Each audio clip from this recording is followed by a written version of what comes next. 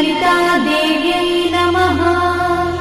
श्रीललितासहस्रनामस्तोत्रम् ध्यानम्। अरुणां करुणातरङ्गिताक्षीं द्रुतपाशाङ्कुशपुष्पबाणचापाम् अणिमाधिविरावृतां मयूखैः अहमित्येव विभावये भवानी।